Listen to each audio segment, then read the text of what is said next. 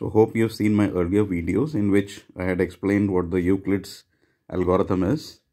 And now we are going to use this method to find the HCF of two numbers. So I'm taking an example here now. We have to find the HCF of 75 and 20 by using Euclid's algorithm.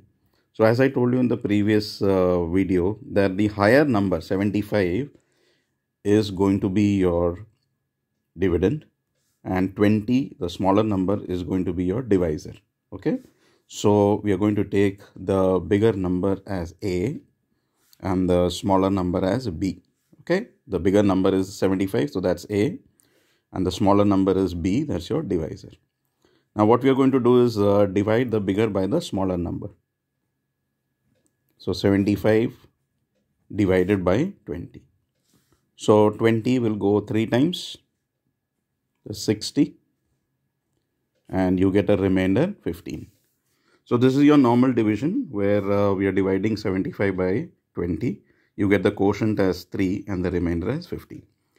Now to find the HCF, what you have to do is that if the remainder is 0, then we stop. If the remainder is not 0, then the previous divisor, that's 20, now becomes the new dividend.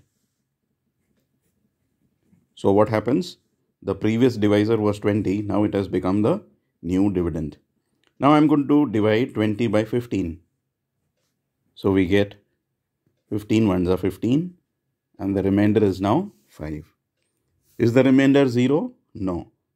So what we need to do is continue this process. The previous divisor 15 now becomes the new dividend. So now I'm going to divide 15 by 5. And what happens? 5 3s are 15 and the remainder is 0. So we stop here.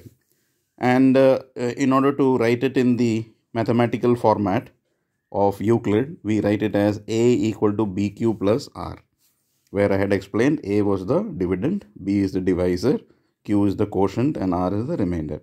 So if you look at the first step, 75 is being divided by 20. So A, that is the dividend, is 75. Then the divisor is 20. The quotient is 3 and the remainder is 15. So that's your step number 1. In the second step now, 20 is your dividend, 15 is divisor, 1 is the quotient, and 5 is the remainder. So step number 2, A is 20.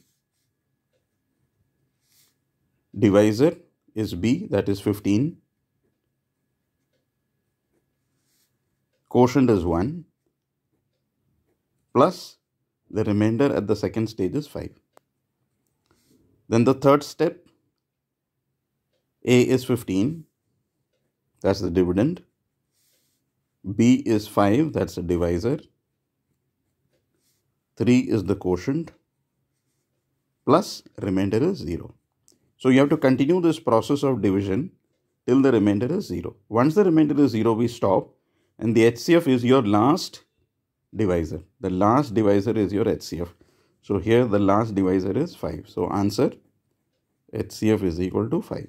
So this is the method by which we can find out the HCF of two numbers. So the bigger number is A, smaller number is B. Divide the bigger by the smaller. Then you get a remainder. If the remainder is 0, stop. Otherwise, continue the process of division where the previous divisor becomes the dividend and the division continues.